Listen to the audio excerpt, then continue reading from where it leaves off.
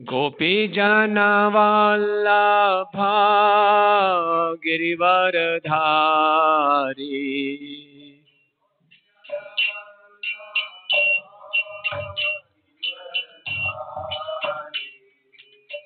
यशोदानंदन ब्रज जन रंजन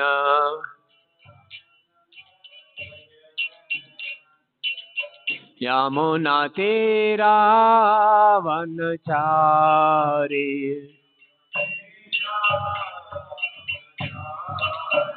जय राधा माधव कुंज बिहारी।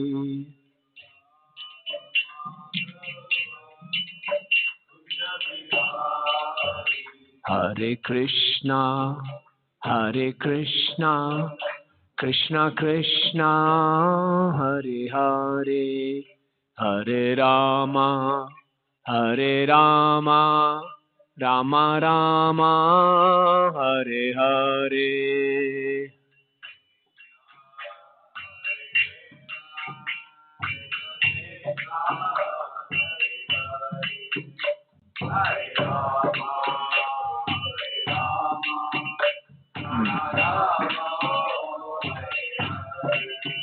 हरे कृष्णा कृष्णा कृष्णा हरे हरे, हरे राम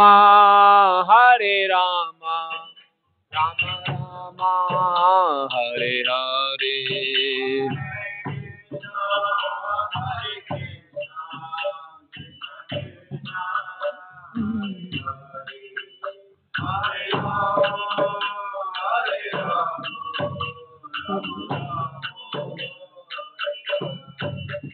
हरे कृष्णा कृष्णा कृष्णा हरे हरे, हरे राम राम राम हरे हरे।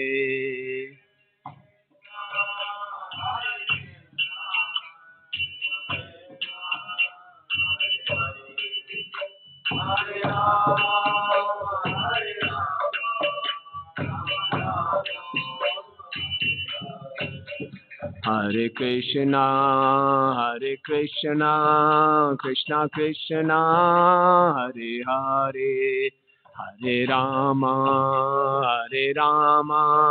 राम राम हरे हरे।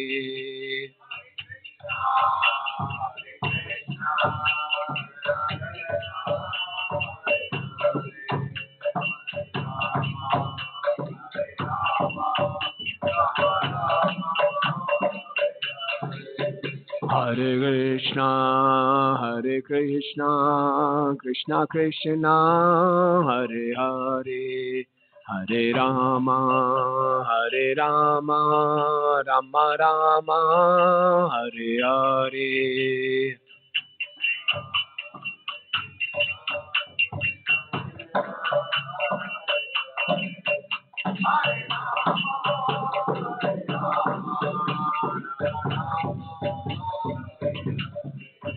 हरे कृष्णा कृष्णा कृष्णा हरे हरे, हरे राम राम राम हरे हरे।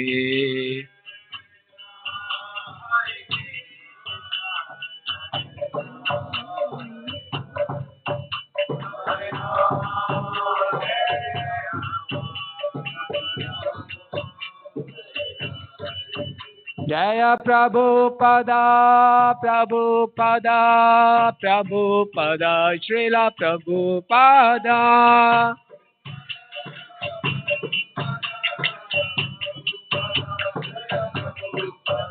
निताय गौर हरि बोल हरि बोल हरि बोल हरि बोल।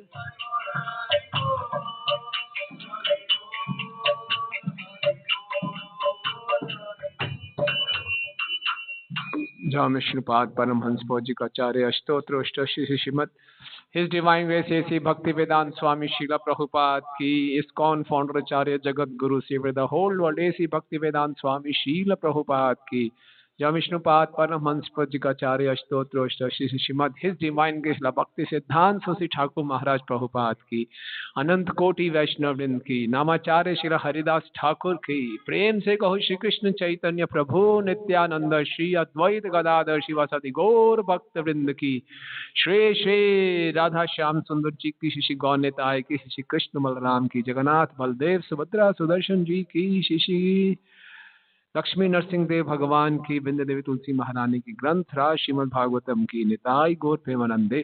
All glories to the assembled devotees, all glories to the assembled devotees, all glories to the assembled devotees, all glories to Shri Guru and Gauranga, all glories to Srila Prabhupada ki jai.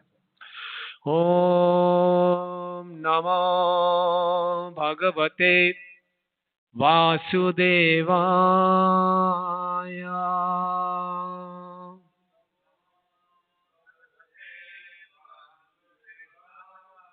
Om Namo Bhagavate Vasudevaya.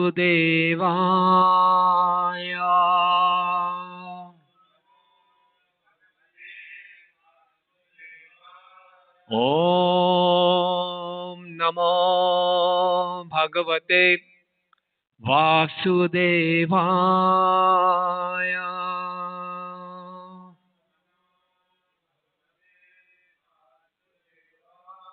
Narayanam namaskrityam naram chaiva narottamam devim saraswatim vyasam tato jayam udirayet nashtaprayeshu abhadreshu nityam bhagvat sevaya bhagavate uttam shloke bhaktir bhavati naishtiki krishnaya vasudevaya devaki nandanaya cha नंद गोप कुमाराय गोविंदाय नमो नमः. ग्रंथ श्रीमद् भागवतम चौथा स्कंद 28वां अध्याय. अध्याय का नाम है अगले जन्म में पुरंजन को स्त्री शरीर की प्राप्ति. श्लोक संख्या 37. शीतोष्णवात वर्षाणि क्षुत्पिपासे प्रिया प्रिये सुख दुखे इति द्वंद्वान् जयत् समदर्शना. शीतोष्णवात वर्षाणि क्षुत पिपासे प्रिया प्रिये सुख दुखे इति द्वंद्वान् जयत् समदर्शना. शीतोष्णवात वर्षाणि क्षुत पिपासे प्रिया प्रिये सुख दुखे इति द्वंद्वान् जयत समदर्शना.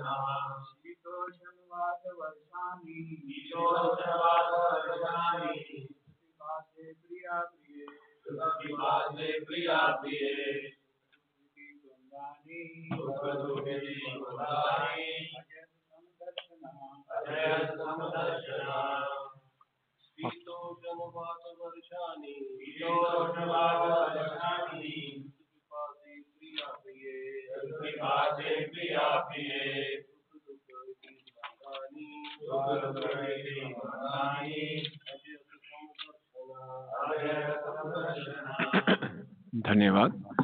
शब्दार्थ, अनुवाद एवं तात्पर्य श्री भक्ति वेदांत स्वामी श्रील प्रभुपाद जी के द्वारा। श्रील प्रभुपाद की शीत जाड़ा, उष्ण गर्मी, वात हवा, वर्षाणी तथा वर्षा हुई, क्षुत भूख, पिपासे प्यास, प्रिय सुहावना, अप्रिय तथा ना अच्छा लगने वाला, सुख सुख, दुखे तथा कष्ट, इति इसी प्रकार द्वंद्वानी द्वैत भाव को, अजयत जीत लिया, समदर्शना समदर्शी, समदृष्टि रखने वाला। तपस्या के द्वारा राजा मल्लध्वज धीरे धीरे शरीर तथा मन से जाड़ा तथा गर्मी, सुख तथा दुख, वायु तथा वर्षा, भूख तथा प्यास, अच्छा तथा बुरा, इन द्वैत भावों के प्रति समान दृष्टि वाला हो गया। इस प्रकार उसने सभी द्वंद्वों पर विजय प्राप्त कर ली। तात्पर्य: मुक्ति का अर्थ है संसार की द्वैतता से छुटकारा पाना। जब तक कोई स्वरूप सिद्ध नहीं होता, उसे सापेक्ष जगत के द्वंद्व संघर्षों से गुजरना पड़ता है। श्रीमद् भगवत गीता में भगवान श्री कृष्ण अर्जुन को उपदेश देते हैं कि वह सहनशीलता के द्वारा सारे द्वंद्वों पर विजय प्राप्त करे। भगवान श्री कृष्ण संकेत करते हैं कि जाड़ा तथा गर्मी जैसे द्वंद्व ही हमें इस भौतिक संसार में कष्ट पहुंचाते हैं। जाड़े में हम स्नान करना नहीं चाहते, किंतु गर्मियों में हम 2-3 बार या अधिक स्नान करना चाहते हैं। इस प्रकार भगवान श्री कृष्ण यह उपदेश देते हैं कि इस जीवन में इस प्रकार के द्वंद्व आए जाएं तो हमें विचलित नहीं होना चाहिए। इन द्वंद्वों में समदृष्टि रखने हेतु सामान्य मनुष्य को काफी तपस्या करनी पड़ती है। जो जीवन के द्वंद्वों से विचलित होता है वह एक सापेक्ष स्थिति ग्रहण कर चुका होता है, अतः उसे शास्त्रों में वर्णित तपस्या करनी होती है, जिससे वह इस भौतिक शरीर को लांघ करके इस भौतिक अस्तित्व का अंत कर दे। राजा मल्लध्वज ने अपना गृह त्याग करके कुलाचल जाके पवित्र नदियों में स्नान करके केवल फल, मूल, पत्तियां जैसी वनस्पतियां खाके और पकाया हुआ भोजन या अन्न त्याग कर कठिन तपस्या की थी। यह अत्यंत कठोर अभ्यास है। आजकल घर छोड़कर किसी जंगल में या हिमालय में जाकर कठिन तपस्या करना अत्यंत दुष्कर है। एक तरह से यह असंभव जैसा है। यदि किसी से मांसाहार, मद्यपान, द्यूत क्रीड़ा तथा अवैध संभोग बंद करने हेतु भी कहा जाए तो वह ऐसा नहीं कर पाता। अतः यदि वह हिमालय या कुलाचल जाए भी तो वह क्या करेगा? इस युग में ऐसा त्याग कठिन है। इसलिए भगवान श्री कृष्ण ने हमें भक्ति योग स्वीकार करने की सलाह दी है। भक्ति योग स्वतः मनुष्य को जीवन के द्वंद्वों से उबारेगा। भक्ति योग में श्री कृष्ण केंद्र बिंदु होते हैं और श्री कृष्ण तो सदैव दिव्य हैं। इस प्रकार द्वंद्वों को पार करने हेतु मनुष्य को सदैव श्री भगवान की भक्ति में लगे रहना चाहिए, जिसकी पुष्टि श्रीमद् भगवता 14:26 में हुई है। माम चो अभिचारेण भक्ति योगेन सेवते सा गुणान समथितेतान ब्रह्म भूयाय कल्पते। जो पूर्ण भक्ति में लगा रहता है और किसी भी दशा में नीचे नहीं गिरता, वह तुरंत भौतिक प्रकृति के गुणों को पार करके ब्रह्म पद को प्राप्त होता है। यदि वास्तव में कोई श्री भगवान की भक्ति योग में लगा हुआ है तो वह स्वतः अपनी इंद्रियों, अपनी जीभ और अपने अनेक वस्तुओं पर नियंत्रण रखता है। यदि एक बार निष्ठा पूर्वक भक्ति योग में लग जाए तो फिर नीचे गिरने की कोई संभावना नहीं रहती। यदि वह नीचे गिरे भी तो भी कोई हानि नहीं होती। कुछ काल के लिए भले ही किसी के भक्ति कार्य में अवरोध आ जाए, किंतु जो ही उसे दूसरा अवसर मिलता है तो अभ्यास करता वहीं से उसे दोबारा प्रारंभ करता है जहां पर उसने छोड़ा था। ओम अज्ञानतिमिरन्धस्य ज्ञानाञ्जनशलाकया चक्षुरुन्मीलितं येन तस्मै श्रीगुरुवे नमः। श्रीचैतन्यमनोभीष्टं स्थापितं येन भूतले स्वयं रूप कदा मह्यं ददाति स्वपदान्तिकं। वन्देऽहं श्रीगुरो श्रीयुतापदकमलं श्रीगुरून् वैष्णवांश्च श्रीरूपं साग्रजातं सहगण रघुनाथान्वितं तं सजीवं साद्वैतं सावधूतं परिजनसहितं कृष्ण चैतन्यदेवं श्रीराधा कृष्णपादान् सहगण ललिता श्रीविशाखान्वितांश्च। हे कृष्ण करुणा सिंधु दीनबंधु जगतपते गोपेश गोपिका कांत राधा कांत नमस्तुते। तप्त कांचन गौरांगी राधे वृंदावनेश्वरी वृषभानुसुते देवी प्रणमामि हरिप्रिये। वाञ्छाकल्पतरुभ्यश्च कृपा सिन्धुभयेव च पतितानां पावनेभ्यो वैष्णवेभ्यो नमो नमः। जय श्री कृष्ण चैतन्य प्रभु नित्यानंद श्री अद्वैत गदाधर श्रीवासादि गौर भक्त वृंद। हरे कृष्णा कृष्णा कृष्णा हरे हरे हरे राम राम राम हरे हरे। नमो विष्णुपादाय कृष्ण पृष्ठाय भूतले श्रीमते भक्ति वेदांत स्वामिनिति नामिने। नमस्ते सारस्वते देवे गौरवाणी प्रचारिणे निर्विशेष शून्यवादी पाश्चात्य देशतारिणे।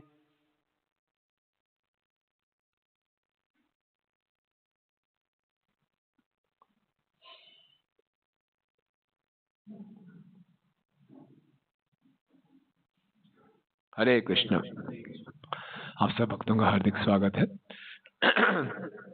तो श्रील प्रभुपाद जी के तात्पर्य बहुत ही शक्तिशाली हैं और बहुत सुंदर हमारा पथ प्रदर्शन कर रहे हैं।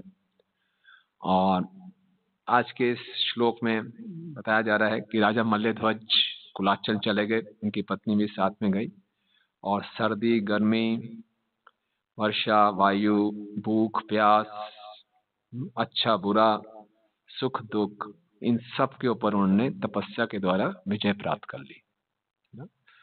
और प्रभुपाद जी बहुत सुंदर ढंग से बता रहे हैं।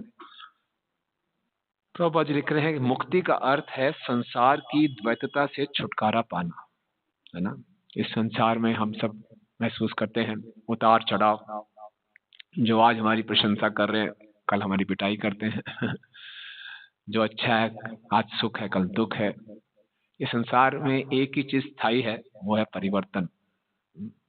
हमेशा परिवर्तन होता रहता है, हमेशा। और ये जो परिवर्तन है ये हमें बहुत चिंता देता है कि अभी जो है वो छूट ना जाए, और मालूम है छूट ही जाएगा, और हमेशा दुखी रहते हैं हम।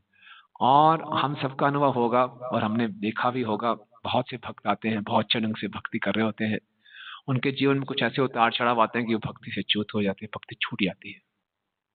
और अब हमने अपने जीवन में देखा होगा कि कई बार हमारी कोई अपमान कर दे या फिर बहुत कष्ट आ जाए तो हमारी इच्छा नहीं होती हमारी नाम का जप करें, भक्तों के संग में आए, मन उचाट हो जाता है, होता नहीं होता ना। तो ये बहुत इम्पोर्टेंट है कि इस बात को जानना कि कैसे संसार की हर परिस्थिति में संभाव रहते हुए हम भक्ति करते रहे, तो ये तो संसार में रहेगा ही रहेगा। ऐसा कभी भी नहीं होगा कि सारा संसार हमारे अनुकूल चलेगा, सब कुछ आइडियल कंडीशंस हो जाएंगी, है ना। जैसे साइंस में बोलते हैं लेबोरेटरी कंडीशंस में बिल्कुल परफेक्ट सब कुछ हो जाएगा, ऐसा तो होगा नहीं। कुछ ना कुछ ऊपर तरह का बिजनेस में अप डाउन होगा, हमारे मन में अप डाउन होंगे, स्वास्थ्य ऊपर नीचे होगा, आदि भौतिक आदि दैविक आध्यात्मिक क्लेश, कभी सुनामी कभी क्या तूफान, कुछ ना कुछ तो होता ही रहेगा और उसका हमें प्रभाव भी पड़ेगा। तो कैसे इन सब द्वंद्वों के बीच में, द्वंद्व मतलब रिलेटिविटी, खुश सुख दुख भूख प्यास ये सब लगा ही रहेगा, इसके बीच में कैसे हम भक्ति करते रहे, छूटे ना भक्ति हमसे। इतना ये अनुपम उपहार है, ये छूट ना जाए, इसको संभाल के कैसे रखें, ये श्रील प्रभुपाद का तात्पर्य हमें समझाता है और आज इसी पे चर्चा करेंगे। तो अगर हमने भगवत धाम वापिस जाना है, ये हमारे जीवन का लक्ष्य है, तो प्रभुपाद जी कहते हैं हमें नरोत्तम होना पड़ेगा। नरोत्तम प्रभु जी पक्का है जाना, नरोत्तम कोई हो गए तो भगवत धाम पहुंच गए। ये प्रभुपाद बताते हैं भागवतम के पहले स्कंद में विदुर जी प्रसंग में जब विदुर जी धृतराष्ट्र को प्रचार करते हैं और उनको बोलते हैं घर छोड़ के निकलो यहाँ से, तो उसके प्रसंग में बताते हैं कि पहले नरोत्तम कोई होंगे तो वो भगवत धाम जाएंगे, नरों में उत्तम। और नरोत्तम मतलब परमहंस की अवस्था में कोई होगा। तो प्रभुपाद बोलते हैं परमहंस की अवस्था में कोई कैसे आ सकता है? परमहंस की अवस्था में आने से पहले सबसे पहले धीर होना पड़ेगा। धीर का मतलब क्या है? मातृस्पर्शा सुकौन्तेय शीतोषण सुख दुखदा आगाम पायन नित्य तां तितिक्षस्व भारत। उससे अगला श्लोक कौन सा है? यम हीना व्यसंति एते पुरुषम पुरुषर्षभ, है ना, सम दुख सुख धीरा स अमृतत्वाय कल्पते। अमृतत्वाय लिबरेट कौन होगा? भगवान के धाम कौन जाएगा? स धीरा, जो धीर होगा। धीर कौन है? सुख और दुख में जो समान होगा। यम हीना व्यसंति एते, जो व्यथित नहीं होगा, परेशान नहीं होगा कि आज किसी ने मुझे मान दिया कल नहीं दिया, उसको ज्यादा मान दिया मुझे कम दे दिया, मुझे ये नहीं मिला वो नहीं मिला, इससे कुछ परेशानी नहीं हो रही, वो धीर है और वो ही भगवत धाम जाने के योग्य है। तो सबसे पहली अवस्था है भगवत धाम जाने के लिए अपने को योग्य बनाना है तो धीर बनना पड़ेगा, मिनिमम है ये। जो धीर बनता है वही आगे जाके सन्यास की स्थिति पे आता है। जब हम बोलते हैं सन्यास की स्थिति, इसका मतलब ये नहीं कि हमने घर बार छोड़ना है और सन्यासी का डंडा देना, वो नहीं। सन्यास मतलब चेतना से सन्यास, वो पूरा कर्मफल त्याग दे, है ना। अनाश्रिता कर्म फलम कार्यम कर्म करोति है, कर्म फल से अनासक्त होकर जो कार्य करे वो सन्यास है। तो उस अवस्था में कोई आएगा, उससे पहले क्या होना पड़ेगा? उसको धीर। और सन्यास के बाद वो परमहंस की अवस्था में आएगा, नरोत्तम बनेंगे, तब वो भगवत धाम जाएंगे। तो ये मिनिमम रिक्वायरमेंट है कि हम धीर बने। अब अपने आप को हम चेक करें। एक दिन कोई आ जाए, हम मंदिर में आए, रोज हमें वो खुशी खुशी प्रणाम करता हो, हरे कृष्णा बोलता हो, एक दिन आपको किया ही नहीं, कैसा लगेगा? अरे क्या हो गया इसको, बड़ा बदतमीज है इसने हरे कृष्णा भी नहीं बोला, अच्छा क्या चक्कर है ना। प्रसाद की लाइन में बैठे हैं, यहाँ भी 2 रसगुल्ले दे दी, यहाँ भी दे दिया, आपको छोड़ दिया। कमाल है, मेरे को ही छोड़ दिया, इतना मेरे से भेदभाव, ये कैसे? अभी हम गुस्सा आ जाएगा, नहीं जाऊंगा कल से यहाँ पे। होता नहीं होता हमारे साथ, हम तो तुरंत एकदम व्यथित हो जाते हैं। तो ये तो होता ही रहेगा अरे ये होता रहेगा, माला कर रहे हैं वही चल रहा है, उसने ऐसा क्यों बोला, उसने ऐसा क्यों किया, ये ऐसे की ऐसे छोड़ूंगा नहीं उसको ये चलता रहता है। तो कैसे हम भगवान का प्रेम प्राप्त करेंगे? हम तो छोटी बात पे विचलित हो जाते हैं। तो उसके लिए ट्रेनिंग करनी पड़ेगी, अपने आप को धीर बनना पड़ेगा। तो प्रभुपाद सिखा रहे हैं कैसे धीर बनना पड़ेगा। पहले ये जानना है कि ये संसार ऐसे ही है, इच्छा द्वेष समुत्थे न द्वंद्व मोहे न भारता सर्वभूतानि सम्मोहम सर्गे यान्ति परंतपा। इस संसार की रचना ही ऐसे हुई है कि जो हम सब जीव हैं द्वंद्व में हैं ना, इच्छा द्वेष, कुछ अच्छा लग रहा है कुछ बुरा लग रहा है। पूर्व जन्मों के संस्कारों का बोझा लेकर हम आते हैं ना, और पूर्व जन्मों के संस्कारों के अनुसार इस जन्म में वही काम करते हैं जो हमें फिर से बांध देते हैं, फिर से संस्कार गहरे कर देते हैं। ये चलता जा रहा है। भगवद्गीता के 3 अध्याय में भगवान बताते हैं, इंद्र से इंद्रियार्थे राग देशो व्यवस्थितो तयो नवश्यम अगच्छेत ही यस्य परिपंथना। जय जगन्नाथ बलदेव सुभद्रा महारानी की जय, शिव नेताय की जय। इंद्रिय इंद्रियार्थे, हर एक इंद्रिय का अपने इंद्रिय विषय के साथ कुछ राग द्वेष है। ये मुझे खाने में अच्छा लगता है, खाने में अच्छा नहीं लगता, ये देखने में अच्छा लगता है, देखने में अच्छा नहीं लगता, ये सुनने में अच्छा लगता है, सुनने में अच्छा नहीं लगता। हर एक इंद्रिय का इंद्रिय विषय के वजह से हमारी लाइक और डिसलाइक है, राग और द्वेष है।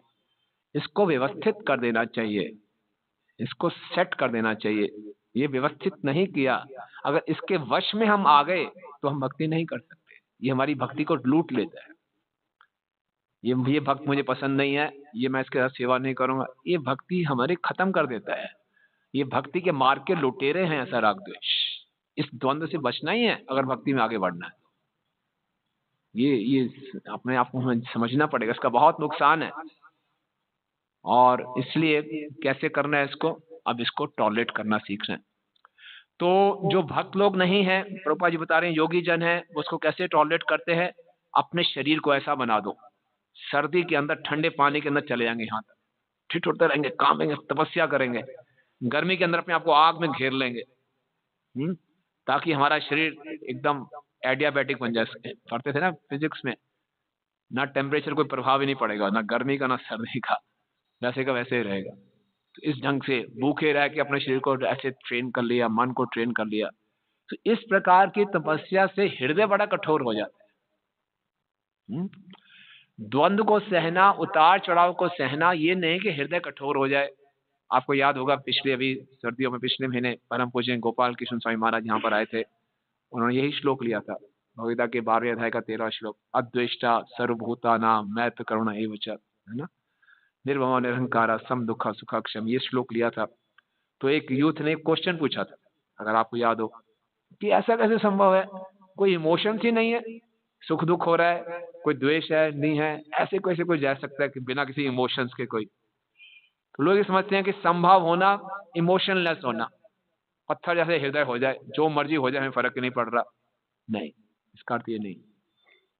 एक बार एक व्यक्ति की पत्नी का देहांत हो गया, तो वो गुरु जी के पास गया, बोले गुरु जी मैंने संन्यास लेना है। बोले क्या हो गया?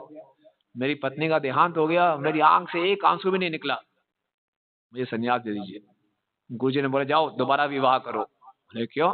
दोबारा मुझे क्यों घर की गृहस्थी में घुसे ढकेल रहे हो? बोले नहीं नहीं, तुम्हारा हृदय इतना कठोर है, जिसके साथ तुमने 20-25 वर्ष बिताए, उसका देहांत हो गया, तुम्हारी आंख में आंसू भी नहीं आया, तुम कहाँ भक्ति कर पाओगे?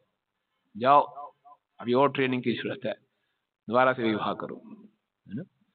तो चैतन्य महाप्रभु ने जब संन्यास लिया था, तो विष्णुप्रिया बहुत रोड़ी थी, उनकी युवा पत्नी, उनकी माँ सच्ची माता द्वार पे बैठी थी, बिल्कुल बेचारी विधवा बूढ़ी अकेली हो जाएगी, खूब रो रही थी। ऐसा नहीं कि महाप्रभु का हृदय कठोर था, महाप्रभु सच्ची माता ने बहुत उनको बताया, चैतन्य भागवत में हम पढ़ते हैं, सच्ची माता ने बोला तुम चले जाओगे तो मेरा जीवन चला जाएगा, पहले तुम्हारा बड़ा भाई चला गया, फिर तुम्हारे पिताजी चले गए, मैं अकेली हूँ, तुम्हें तुम्हारे सुंदर चेहरे को देखकर तो मैं जीवित रहती हूँ, तुम चले गए तो मैं क्यों जीवित रहूंगे। तो चैतन्य महाप्रभु बस निमाई पंडित सर झुका के बैठे रहे, और उनके गला भी अवरुद्ध हो गया, वो कुछ बोल नहीं पा रहे। ऐसा नहीं कि उनके हृदय में इमोशंस नहीं आ रहे, वो अपनी बूढ़ी माँ को छोड़कर जा रहे हैं, उनको दुख नहीं हो रहा, उनको दुख हो रहा है, लेकिन एक बड़ा मिशन है सामने, उस बड़े मिशन के लिए उन्होंने उस सारे दुख को सहन किया। तो इन द्वंद्वों का सहने का अर्थ ये नहीं है कि कठोर हृदय के हम हो जाएं। इसलिए प्रभुपाद जी कह रहे हैं आज के टाइम में ये तपस्या नहीं कर सकते हम, जिस प्रकार तपस्या राजा मल्लध्वज ने की। प्रभुपाद कह रहे हैं हमें कोई ये बोल दे 4 नियम का पालन करो, वो तो होते नहीं हमसे, उसमें हम इतना संघर्ष करते हैं, अब जाओ हिमालय में और ऐसी तपस्या करो, ये तो संभव ही नहीं है। अब तपस्या भी नहीं करेंगे और द्वंद्वों में भी पड़े रहेंगे, जीवन का लक्ष्य कैसे प्राप्त करेंगे? तो एकमात्र तरीका है, वो है कृष्ण भावना भावित होना, भक्ति योग का पालन करना। आप कह रहे हैं भक्ति योग का पालन करना, भक्ति तो नहीं होती द्वंद्वों के कारण, द्वंद्व आते हैं तो भक्ति नहीं कर पाते। बोले सोल्यूशन क्या है? भक्ति करो। अरे प्रभु जी माला नहीं हो रही है, बोले माला ही करो, यही सोल्यूशन है। क्या कैसे समझे इस बात को? तो कुछ मैंने इस पे वर्णन किया, तो 5-6 स्टेप्स मैंने सोचे हैं, 5-6 तरीके सोचे हैं जो हमें मदद कर सकते हैं कि जो हमारे जीवन में उतार चढ़ाव आए तो उसको हम सहन करें और धीर बनने का प्रयास करें, है ना। ये आप भी कुछ बता सकते हैं जो मुझे कुछ समझ में आया, जो मैंने सोचा इसमें। तो सबसे पहले मैंने सोचा कि कृष्णा कॉन्शियस होने से पहले यह आवश्यक है कि हम ड्यूटी कॉन्शियस हो जाए, है ना। भक्ति को ऐसे कम से कम ऐसे ड्यूटी लेना चाहिए, है ना। जैसे प्रभुपाद लिख रहे हैं सुबह जल्दी उठना है तो उठना ही है भाई, ये ड्यूटी है। मंगल आरती में आना है, आना, ये ड्यूटी है भाई। 16 माला का जप करना है तो ड्यूटी है, करनी करनी है। रोज भागवतम पढ़नी है, ये ड्यूटी है, मन हो या ना हो ड्यूटी करनी करनी है। हम अपने ऑफिस में जाते हैं, ये थोड़ी मन की सुनते हैं, मेरा मन नहीं हो रहा, नहीं, ड्यूटी है, करनी करनी है। कई बार बॉस की डांट भी पड़ी, तभी काम तो करना ही करना है। तो भक्ति को एज ए पहले हम ड्यूटी लेना भी शुरू कर दें, ये बहुत बड़ी अचीवमेंट होगी, बहुत बड़ी अचीवमेंट होगी। और इसके लिए हमें क्या करना पड़ेगा? मन और शरीर की तपस्या आवश्यक है ना। भगवत गीता के 17वें अध्याय में भगवान शरीर, वाणी और मन की तपस्या बताते हैं। कुछ तपस्या के बिना तो भक्ति हो नहीं सकती। मनुष्य जीवन मिला ही तपस्या के लिए है। हम ऐसी तपस्या नहीं कर सकते जैसे कि बताया गया ठंडे पानी में चले जाएं, सर्दियों में, गर्मियों में आग में अपने आप को घेर लें, लेकिन कुछ तपस्या तो आवश्यक है। भगवान शरीर की तपस्या में बताते हैं कि परमेश्वर, ब्राह्मणों, गुरु, माता पिता जैसे गुरुजनों की पूजा करना, पवित्रता, सरलता, ब्रह्मचार्य, अहिंसा ही शारीरिक तपस्या है ना। अपने से बड़ों की सेवा करना, उनको प्रणाम करना, स्वच्छता रखना, ये शरीर की तपस्या है। प्रभुपाद जी के पास एक बारी गर्ग मुनि आए, बोले प्रभुपाद मैं इस भक्त को पसंद नहीं करता, मैं इसको प्रणाम नहीं करूंगा, ये मुझे बहुत दोगलापन लगता है, हिपोक्रेसी लगती है, मन में इसके प्रति गलत भाव है और मैं इसको प्रणाम कर रहा हूँ वांछा कल्पतरु, मैं नहीं करूंगा इसको प्रणाम, है ना। मैं तो स्पष्टवादी हूँ, अच्छा नहीं लगता तो नहीं लगता, क्यों प्रणाम करूं। प्रभुपाद ने बोला नहीं, प्रणाम करते रहो, हृदय के भाव बदल जाएंगे। आपको वो पसंद है या नहीं है, आपकी तपस्या उसको देख के प्रणाम करना, बस करो, धीरे धीरे करोगे तो आपके भाव बदल जाएंगे। ये करना है, कुछ भी हो जाए, ये मेरी तपस्या है, भक्त दिखाई दिए, मुझे पसंद है या नहीं, मुझे मुस्कुराना भी है, हरे कृष्णा भी बोलना, प्रणाम भी करना, इसको देख के मुस्कुराऊं, इसको देख के, हाँ जी इसको देख के मुस्कुराइए, ये आपकी तपस्या है। इसको प्रणाम भी कीजिए, वांछा कल्पतरु कीजिए। तो ये शरीर की तपस्या है, ये हमारी ड्यूटी है। इससे हम अपराध करने से बचेंगे। जो अपराध करेंगे वही पसंद नहीं और भक्ति से बाहर, तो इसको सहन करना, इससे हम सहन करने की शक्ति बढ़ जाए। उसी ढंग से वाणी की तपस्या बताई गई है। वाणी की तपस्या क्या है? सच्चे, भाने वाले, हितकर तथा अन्यों को शुभ न करने वाले वाक्य बोलना और वैदिक साहित्य का नियमित पारायण करना, यही वाणी की तपस्या है। सच्चे बोलना और ऐसे वाक्य ना बोलना कि दूसरे का हृदय विदीर्ण हो जाए ना, ऐसे तीर नहीं चलाने वाणी से, तो अपनी वाणी को संयमित रखना। हम देखते हैं भक्तों के बीच में कई बारी मतभेद भी हो जाता है, थोड़ा सा डिस्प्यूट भी हो जाता है, तो कोई थोड़ा सा भी सिंसियर भक्त होगा, वो लड़ाई भी करेगा तो आप करके बात करेगा, प्रभु जी आप क्या कर रहे हो, ऐसा थोड़ी होता है, नहीं प्रभु जी ऐसा थोड़ी होता है। तू तड़ाक में नहीं आएगा और गाली गलौच नहीं करेगा, अगर थोड़ा सा भी भक्ति का सही ढंग से उसने पालन किया है तो। इतना वो डिसेंसी रखेगा कि नहीं भैया गलत भाषा का उपयोग ना करूं, मैं अपने आप को एक जो आदर के भाव से ही अपने मत को प्रेजेंट करना है, जब मैं उससे एग्री भी नहीं कर रहा, मुझे उस पर गुस्सा भी आ रहा है, तो ऐसा नहीं कि गाली गलौच शुरू हो जाएगा, नहीं, वो कोशिश करेगा, नहीं आप करके ही बात करेगा। तो ये एक वाणी की तपस्या है ना, आदर पूर्वक बात करना, किसी के ऐसे तीखे वाक्य ना बोलना कि उसका हृदय टूट जाए। ओके, फिर है मन की तपस्या। मन की तपस्या क्या है? मना प्रसाद सौम्यत्वम मौनमात्म विनिग्रह भाव संशोधित तपस मानस उच्यते। संतोष, सरलता, गंभीरता, आत्म संयम, जीवन की शुद्धि, ये मन की तपस्या है। मन की पहली तपस्या क्या बताई है? संतोष। बहुत इंपॉर्टेंट है इस बात को समझना। अक्सर हम समझते हैं मैं तब संतुष्ट होऊंगा जब मेरी बात मानी जाए, जो मैं चाहता हूं वो मिलेगा तो मैं संतुष्ट होऊंगा, जो मैं चाहता हूं वो नहीं मिलेगा, कैसे संतुष्ट हो जाऊंगा? हो ही नहीं सकता। नहीं, संतुष्टि एक तपस्या है। तपस्या का अर्थ है इसको मुझे करना पड़ेगा, ये मेरा डिसीजन है। हम लोग एकादशी का व्रत रखा परसों हमने, तो एकादशी एक तपस्या है, ऐसा नहीं कि अपने आप एकादशी हो गई। हमने निर्णय लिया, हमने डिसीजन लिया कि आज ग्रेन्स नहीं खाएंगे, आज हम फास्टिंग करेंगे, ये हमारा तपस्या है। इसी ढंग से मैंने संतुष्ट रहना, ये मेरा डिसीजन है। कुछ भी हो जाए मैंने संतुष्ट रहना, बस ये मेरी तपस्या है। मन को समझाना है संतुष्ट हो जाओ। मन तो कभी संतुष्ट नहीं होगा, कभी भी नहीं होगा संतुष्ट। हम देखते हैं वामन देव जी के प्रसंग में, जब वामन देव बलि महाराज के पास आए, है ना, उन्होंने बोले क्या चाहिए? बोले 3 पग जमीन। बलि महाराज ने बोला लगता है जितना तुम्हारा कद छोटा है वो बुद्धि भी उतनी छोटी है, दिखते नहीं किससे बात कर रहे हो। कुछ भी दे सकता हूँ तुम्हें, पूरा ग्रह दे सकता हूँ, बोलो क्या चाहिए? नहीं, जिसके मन और बुद्धि वश में नहीं है उसको पूरा ब्रह्मांड भी दे दोगे वो संतुष्ट नहीं रहेगा। तो मैं इसी में संतुष्ट हूँ। तो संतुष्टि की हमें प्रैक्टिस करनी पड़ेगी, अन्यथा असंतुष्ट रहने के तो बहुत से कारण दिख जाएंगे। ये मिल गया लेकिन ठीक नहीं मिला, ये है तो वो है। लोग जानते हैं ना 99 का केस, किसी के पास कुछ हो ना कोई बात नहीं, एक थोड़ी सी चीज मिस हो जाए, बस वो क्यों नहीं मिली, उसी को जो पकड़ेंगे जो नहीं है मेरे पास। हम ये नहीं देखते क्या है हमारे पास। तो संतुष्टि की प्रैक्टिस ये तपस्या है कि मन को हमेशा हम संतुष्ट रखें। ओके, तो ये जब हमें प्रैक्टिस करते हैं, इस प्रकार से हम शरीर की, मन की और वाणी की तपस्या करते हैं, तो हम एटलीस्ट कर्तव्य परायण हो जाते हैं। भक्ति को ऐसे कर्तव्य समझ के भी कर लें, और फिर धीरे धीरे हमारे प्रतिदिन जप करना, 16 माला, मंदिर में आना, दर्शन करना, भागवतम पढ़ना, सुनना, ये आदत पड़ जाती है, ये हमारी आदत में आ जाता है ना। और फिर कैसा भी समय हो, अच्छा हो बुरा हो, क्योंकि हमारी आदत, हम इसको करेंगे ही करेंगे, और इस ढंग से हम उस समय को पार कर जाएंगे। लेकिन इसको हमने एज ए ड्यूटी भी नहीं किया और छोटी छोटी बात से हम प्रभावित होते रहे, तो फिर बहुत मुश्किल होता है इसको हम, कोई बहुत बड़ी समस्या आ जाए इस समय हम कर सके। तो पहला था, हमें प्रयास करना चाहिए कि हम ड्यूटी कॉन्शियस हों। दूसरा है कि हम प्रैक्टिस करें, जैसे प्रभुपाद लिख रहे हैं कि अगर कोई वास्तव में भक्ति योग का पालन कर रहा है, बहुत सुंदर बात प्रभुपाद लिख रहे हैं, वास्तव में अगर कोई भक्ति योग का पालन कर रहा है, वास्तव में भक्ति योग का पालन करने का अर्थ है वास्तव में भक्ति करते हुए हमने कृष्ण को केंद्र में रखा है, तो फिर कोई दिक्कत नहीं होगी, क्योंकि कृष्ण हमेशा ट्रांसडेंटल है, कृष्ण हमेशा दिव्य है। होता क्या है, हम देखते हैं कि भक्ति के दो मुख्य लक्षण होने चाहिए उत्तमा भक्ति के, अहेतु की, अप्रतिहता। अहेतु का अर्थ है कि बिना किसी मोटिव के, और अप्रतिहता का अर्थ है बिना रुकावट के।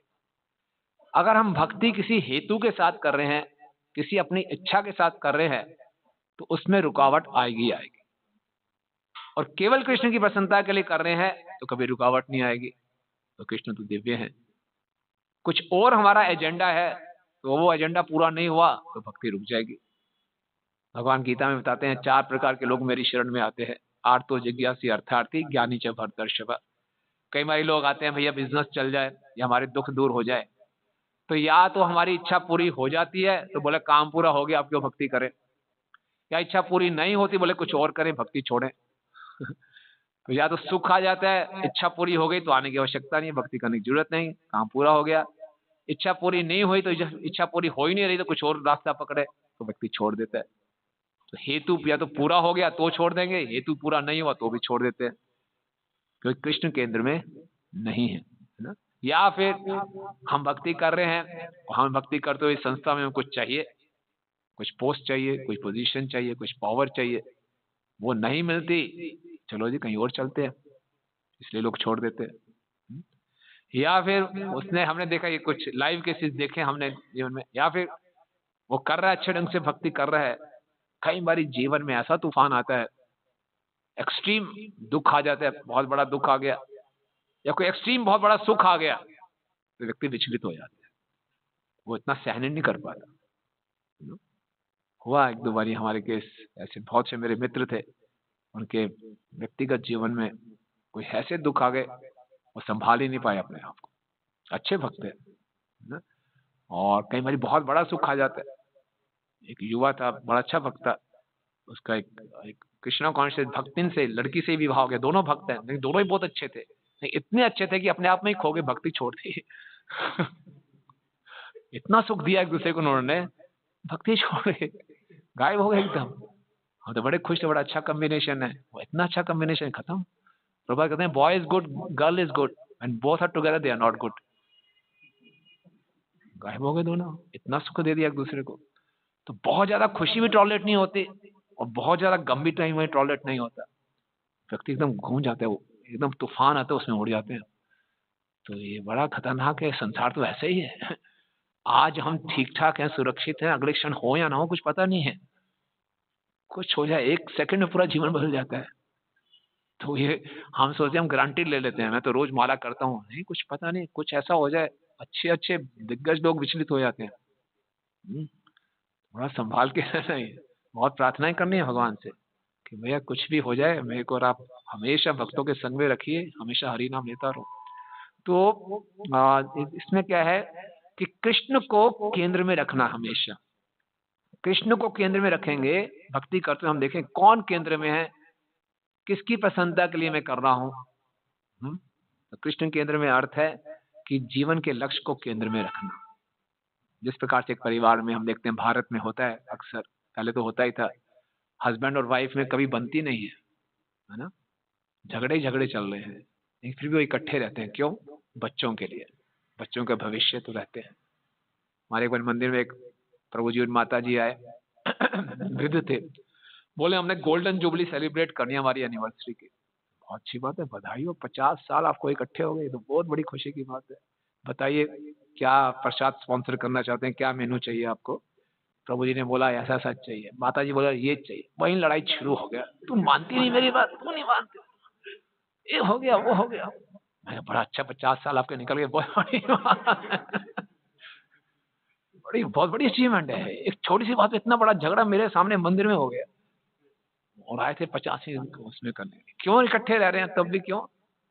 ठीक है, मजबूरी है, बच्चे हैं, इनके फिर कुछ ठीक नहीं है इनके भविष्य के लिए, तो लक्ष्य रखा हुआ था। तो हमारे जीवन में भी उतार चढ़ाव में लक्ष्य क्लियर होना चाहिए।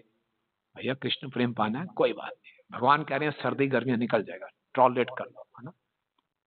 गुरु साधु शास्त्रों के वचन को केंद्र में रखो। प्रभुपाद जी अमेरिका गए, इतने कष्ट आए, प्रभुपाद बार बार जाते थे, चला जाऊं वापस भारत चला ही जाता हूँ, कुछ हो तो रहने लगे यहाँ पे। फिर उनको याद आते, नहीं गुरु जी के आदेश करना ही है, चैतन्य महाप्रभु के आदेश करना ही है ना? और जब हमारे गुरु इस पृथ्वी से चले जाएंगे तो बहुत आवश्यक होगा, बहुत हलचल मचेगी, तब हमें देखना चाहिए गुरु की वाणी सेंटर में रखें हमेशा, ये हमें बचाएगा। क्योंकि ये संसार बहुत बिविल्डरिंग है। देवी ईश गुणमयी मम माया दुरत्य इतना आसान नहीं है। हर तरीके से माया हमें टेस्ट करती है, हर तरीके से उठाएगी, पटकेगी, सब कुछ करेगी, और हर उसमें हम लेते रहे हरे कृष्णा कृष्णा कृष्णा हरे हरे, हरे राम राम राम हरे हरे। जितना ज्यादा हम इस संसार के उतार चढ़ाव से व्यथित होते हैं, इसका मतलब क्या है, इससे क्या मालूम चलता है? अगर हम बहुत ज्यादा डिस्टर्ब हो जाते हैं छोटी छोटी बातों से, इसका क्या मतलब हुआ है? भक्ति भी कमजोर है, और क्या इंडिकेटर, और किस पे डिपेंड है? इसका मतलब है बहुत ज्यादा देहात्म चेतना है, हम अपने आप को एक शरीर मानते हैं, इसका मतलब बहुत बड़ा मिथ्या अहंकार बड़ा हुआ है। इसका मतलब मिथ्या अहंकार बड़ा, इसका मतलब बहुत ज्यादा कृष्ण से द्वेष है। जितना ज्यादा हम व्यथित हो रहे हैं छोटी छोटी बातों में, इसका मतलब उतने ज्यादा हम द्वेषी है। सीधी सीधी बात है। ये सुनने में अच्छा नहीं लगा, याद दिलाए, द्वेष है बेटा तेरा ये, तभी तो इतना व्यथित हो रहा है। भागवत में हम देखते हैं दक्ष, पूरा प्रजापतियों की सभा थी, यज्ञ की शुरुआत हो रही थी, ब्रह्मा जी बैठे हैं, शिव जी बैठे हैं। जैसे ही दक्ष सभा में प्रवेश किया, इतना तेज था उसके शरीर से निकल रहा था, सब लोग खड़े हो गए, उनको उनको नमस्कार किया, प्रणाम किया। ब्रह्मा जी और शिव जी बैठे रहे। ब्रह्मा जी तो उनके पिताजी हैं, वो नहीं उठे। शिव जी उनके दामाद हैं, लेकिन शिव जी उस समय समाधि में थे, बस क्योंकि उसको शिव जी से द्वेष था। छोटी सी बात कह रहा, देखो बुरा मत माना, मुझे कोई द्वेष नहीं है, लेकिन वैसे मैं बता रहा हूँ, एटिकेट सिखा रहा हूँ सबको। ये जो सामने बैठा है ये शिव, इसका नाम शिव है, बहुत अशुभ है, मृगलोचन, इसकी आंखें बंदर की तरह है। मैंने पता नहीं क्यों ब्रह्मा जी कहने पे अपनी अच्छी सुशील लड़की को इसको दे दिया, ऐसी ऐसी गालियां दी उसको, इतना द्वेष निकल के आया। छोटी सी बात, क्या कुछ भी नहीं किया उन्होंने। हालांकि शिव जी तो आत्माराम है, वो तो वहीं पे परमात्मा भी मनन कर रहे थे, ये नहीं देखा उसने, मुझे प्रणाम क्यों नहीं किया, मुझे आदर नहीं दिया। छोटी सी बात पे इतना हर्ट हो गए। इसी रंग से श्रृंगी को देखते हैं, परीक्षित महाराज जी को श्राप दे दिया, छोटी सी बात पे इतना बड़ा श्राप, मृत्युदंड, कोई ईगो हर्ट हो गई, अहंकार पे ठेस पहुंचे। तो जितना बड़ा अहंकार समझो, इतने बड़े हम द्वेष कर रहे हैं भगवान से। इसलिए हमेशा कृष्ण को केंद्र में रखना, अपने जीवन के लक्ष्य को केंद्र में रखना, गुरु साधु शास्त्रों के वचनों को केंद्र में रखने से हमारे जीवन में जो उतार चढ़ाव आ रहा है उसको हमें सहन करने की शक्ति मिलेगी, एक रास्ता दिखाई देगा। नहीं तो दूसरा, तीसरा जो चीज हेल्प कर सकती है हमें, हम अपने जीवन में ही देखें। कभी लग रहा होता है यार बहुत कष्ट चल रहा है इस समय जीवन में, घर में इतनी समस्या चल रही है, बहुत कष्ट चल रहा है, तो अपना पास्ट देखें। पास्ट में भी ऐसे हमारे जीवन में बहुत से कष्ट में परिस्थितियां आई है। जब छोटे बच्चे होते थे, एग्जाम के दिन होते थे और कुछ तैयारी नहीं हुई तो ऐसा लगता था खत्म हो गया जीवन पूरा। और कई बार ऐसा होता था, ऐसा क्वेश्चन पेपर आ जाए बिल्कुल समझ नहीं आया, जो छोड़ के आया था मैंने तैयारी नहीं की थी वही पहला क्वेश्चन होता है। कई बार भक्ति घबराया होता नहीं, किसी ने देखा होगा ना ऐसे, देखते क्या हो गया, मैं फेल हो गया तो पूरा जीवन समाप्त, वो टाइम भी निकल गया। अब लगता है क्या छोटी सी बात पे घबरा गए थे इतना। बच्चे खेलते कूदते हैं, किसी ने हमारा बैट तोड़ दिया, खिलौना तोड़ दिया, बच्चे को लगता है मेरा जीवन समाप्त हो गया, उसके लिए सबसे बड़ा दुख है। दुखों का पहाड़ टूट गया उसके ऊपर। बाद में कोई कष्ट नहीं है, इसमें क्या हो जाता है। इसी प्रकार से ये जो अभी चल रहा है समय, ये भी निकल जाएगा, ये भी निकल जाएगा। इसलिए तो भगवान ने बोला सर्दी गर्मी की तरह आते हैं, हमेशा थोड़ी सर्दी रहेगी। देखना 15 दिन के बाद सब स्वेटर वगैरह हमारे उतर जाएंगे, बहुत गर्मी हो रही है। तो सर्दी गर्मी की तरह है, ये समय आया, ये भी निकल जाएगा, कोई दिक्कत की बात नहीं है। बस थोड़ा टॉलरेट कर लो।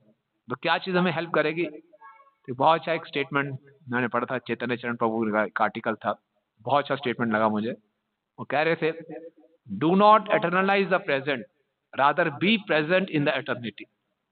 बड़ा अच्छा स्टेटमेंट है। Do not eternalize the present, जो हमारा प्रेजेंट है इसको एटर्नल मत बना दो कि ऐसा ही चलता रहेगा जी, ये तो मेरा भी बिजनेस डाउन है या मेरा स्वास्थ्य डाउन है, ऐसे ही चलता रहेगा, ये तो और ही खराब होगा, इसको एटर्नल मत बनाओ।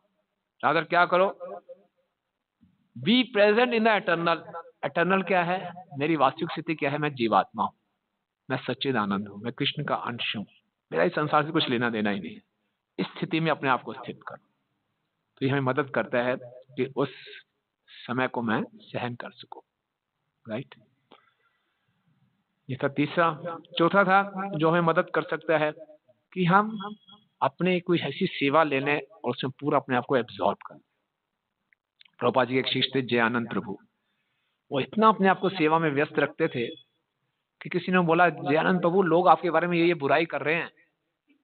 तो बोले, यार समय किसके पास है, मेरे पास इतनी सेवाएं करने को हैं, मैं सुनता रहूं कौन मेरे बारे में क्या बोल रहा है, फिर मैं उसके लिए योजनाएं बनाऊं, फिर मैं उसको काउंटर करूं। इतना समय किसके पास है? मेरे को इतनी सेवाएं करनी है, सेवा कर रहे हैं बस। इसी ढंग से प्रभुपाद जी के शिष्य हैं विजय प्रभु, बहुत अच्छे, वो बुक डिस्ट्रीब्यूटर मिनिस्टर हैं। तो बोल रहे हैं, जब हम सेवा करते रहते हैं तो हमारे जीवन में जो नकारात्मक परिस्थितियां भी आती हैं उसको हम पॉजिटिव कर सकते हैं। कैसे हम नेगेटिव को पॉजिटिव कर सकते हैं? और उन्होंने बोला कि टॉलरेट करने का अर्थ है, सहन करने का अर्थ है नेगेटिव को पॉजिटिवली डील करो। बड़ा अच्छा एग्जांपल दिया उन्होंने अपने जीवन से। बोले, एक बार मैं बुक डिस्ट्रीब्यूट कर रहा था तो मैं कुछ लोगों के पास गया, मैंने, आप पुस्तकें लीजिए, तो उन्होंने साफ मना कर दिया, हम पुस्तकें नहीं लेंगे, हम क्रिश्चियन हैं। थोड़ा नेगेटिव रिस्पांस मिला, ये चुपचाप वहां से चले जाते। ये मुस्कुराए, अरे वेरी गुड, आप क्रिश्चियन हैं, बहुत अच्छा लगा आपसे सुन के, इसका मतलब आप नास्तिक नहीं है ना, आपका भगवान में विश्वास है। आजकल देखिए नास्तिकवादी कितना बढ़ता जा रहा है, तो मैं भी आपकी तरह हूँ, मैं भी भगवान को मानता हूँ, आप भी भगवान को मानते हैं, कितनी अच्छी बात है। और देखिए मैंने अपना आपको क्यों अप्रोच किया, बोले क्यों अप्रोच किया? क्योंकि आपके यहाँ से एक बहुत अच्छी एनर्जी निकल रही है ना, आपके यहाँ बहुत अच्छा ऑरा है। और क्यों अच्छी एनर्जी निकल रही है? क्योंकि आप भगवान को मानते हैं।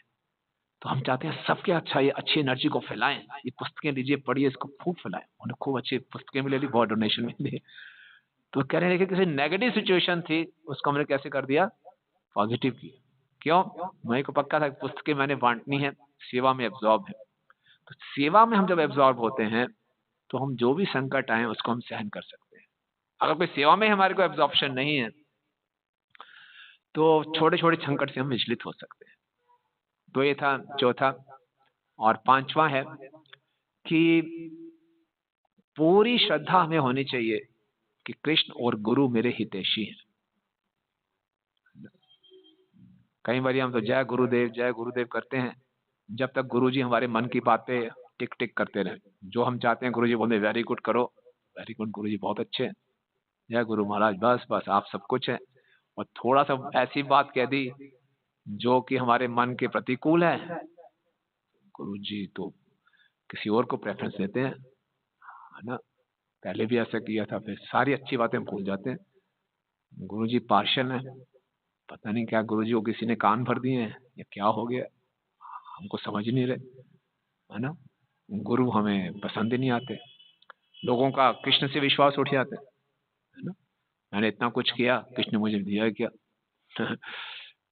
शुरू शुरू में हमारे एक भक्त आते थे यहाँ पे, नए नए जुड़े थे, जन्माष्टमी में आए, मैं कहती सेवा करने में कर लो। देखा सब लोगों ने व्रत रखा हुआ है निर्जला, कहता मैं भी रखूंगा, रख लो। पूरा निर्जल व्रत रखा, उसने खूब सेवाएं की। उसके बाद चले गए घर में, वो 12 बजे रात को।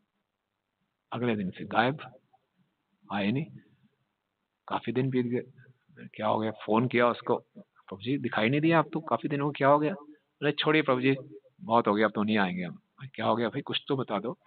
बड़ी मुश्किल से, बता ही नहीं रहे थे, बहुत बताया। बोले भगवान ने दिया ही क्या हमें, हुआ क्या बता तो दो। बोले पूरा दिन उनके जन्मदिन पे हमने व्रत रखा, भूखे प्यासे रहे, इतनी सेवा की, वापिस आया, मैंने घर में कुछ खा लिया, मेरे पेट में इतनी जोर से दर्द हुआ, जन्माष्टमी के 2 दिन हॉस्पिटल में एडमिट होना पड़ा, 2 दिन तक एडमिट रहा। क्या रक्षा की भगवान ने मेरी, जिसके लिए मैंने इतना कुछ किया, भगवान ने कुछ दिया नहीं। छोटी सी बात से नहीं आऊंगा मंदिर।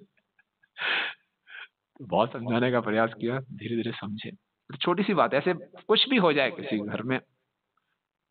और के हमारे भक्त थे, उनके घर में जगन्नाथ जी थे, उनके घर में उनकी बेटी की शादी थी, और घर में एक मेड सर्वेंट थी, उसने सारे रहस्य खोल दिए।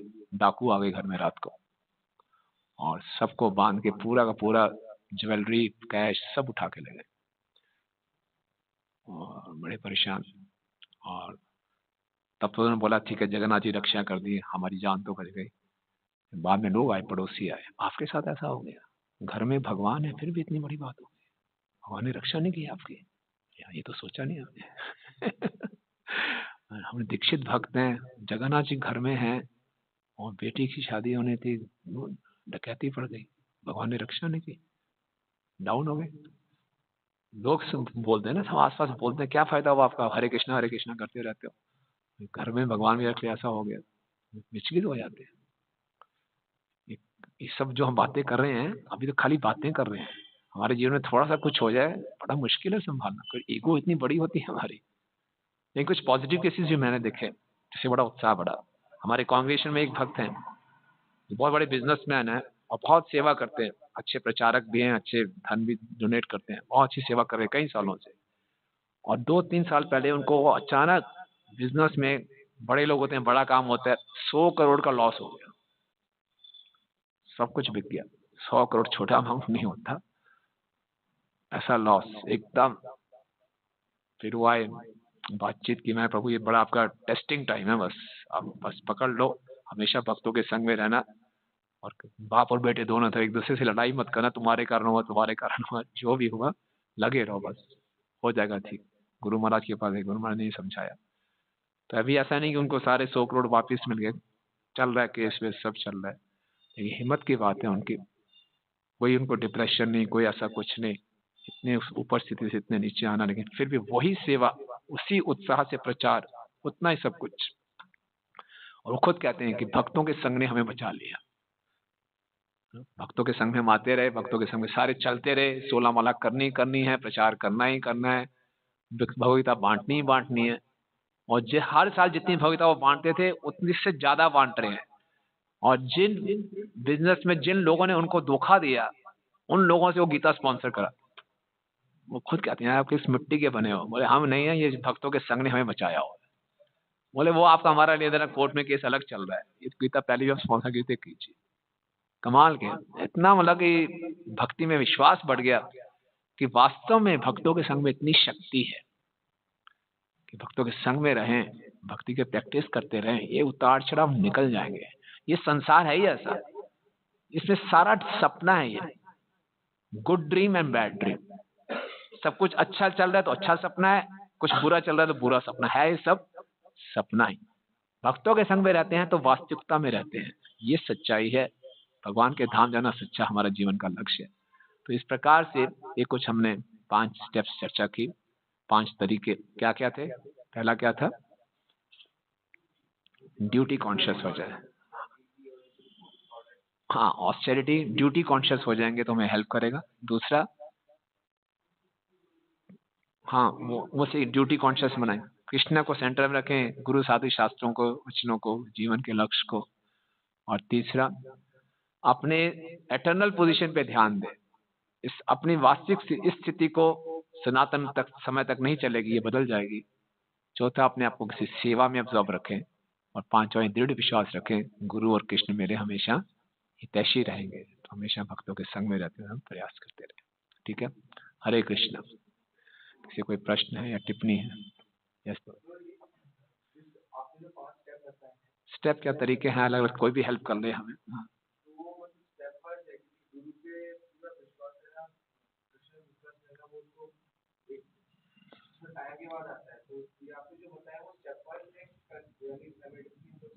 साइमल्टेनियस भी कर सकते हैं, उसको स्टेप के रूप में एटलीस्ट पहले हम ड्यूटी के रूप में शुरू करते हैं। पहला स्टेप तो ये कर ही सकते हैं एज ए ड्यूटी। जो भी हम कर रहे हैं, हमारी इच्छा नहीं भी हो रही उस समय, नहीं ये मेरी ड्यूटी है, I have to make it as a good habit. सुबह तो उठना ही उठना है, मंगल आरती तो करनी ही करनी है, 16 माला तो करनी ही करनी है। जैसे आप देखते हैं ना, जो व्यक्ति नशेड़ी है, जिसको शराब पीने की आदत है, तो हमने देखा उसके घर में किसी की मृत्यु भी हो जाती है ना, वो इधर जाके थोड़ा सा लगा ही आता है, वो रह ही नहीं सकता इसके बिना में। चलता रहे घर में, जो मर्जी हो रहा है जी हो रहा है, उनको पीनी है तो पीनी है, आदत है जी मेरी, मैं उसके बिना रह ही नहीं सकता। करते हैं, देखा होगा आपने भी लोगों ने, जिसको आदत पड़ जाती है, आदत पड़ जाती है। तो मंगल आरती में उठना तो मेरी आदत ही है, जब करना तो इस 16 वाला तो करनी करनी है, भागवतम सुननी सुननी है, एज ए ड्यूटी कर लें। उसमें थोड़ा मन परेशान भी हो रहा है, उसको संतुष्ट कर दें। शरीर में भी दिक्कत हो रही है, प्रणाम तो करना ही करना है, ये पसंद, इसी ने मेरे को धोखा दिया, नहीं प्रणाम तो करना ही, भक्त है प्रणाम करो। ऐसा लग सकता है ना, मैं ये व्यक्ति ने मेरे अगेंस्ट चला गया, इसने ये किया, वो नहीं, ये भक्त है, इसको प्रणाम तो करना ही चाहिए, करो। तो इस ढंग से एज अ ड्यूटी लेकर चलेंगे तो हम धीर बन सकते हैं, उसमें हम संभाव रह सकते हैं।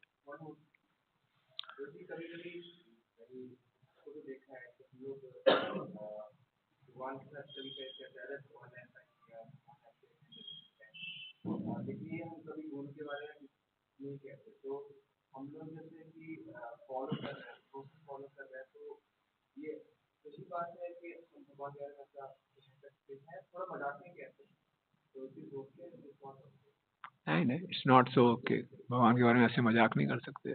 डिपेंड करता है किस तरह का और कितना मजाक कर रहे हैं। We can always relate with Krishna, Krishna से हम रिलेट कर सकते हैं, बट सहज भाव नहीं होना चाहिए, सहज्य की तरह नहीं होना चाहिए, बहुत चीपली बात नहीं आनी चाहिए। यस कुछ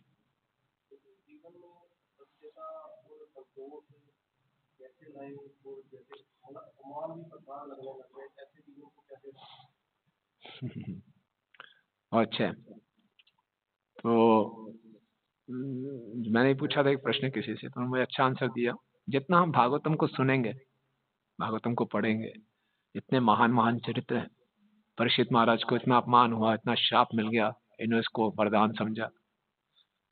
प्रहलाद महाराज पे इतने अत्याचार हुए, जितना इनके बारे में सुनते हैं, इनके बारे में मनन करते हैं, तो ये गुण हमारे में आने शुरू हो जाते हैं, है ना।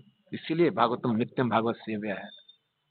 सुनेंगे, इस पे चर्चा करेंगे, इस पे मनन करेंगे, तो हमारे जीवन में थोड़ा सा भी कष्ट आएगा तो हमको याद करेंगे, उनसे प्रार्थना करेंगे, उनसे प्रेरणा लेंगे, है ना। तो एक तो भागवतम का है, और दूसरा जो हमने कुछ चर्चाएं की, फिलॉसफी भी हेल्प करती है।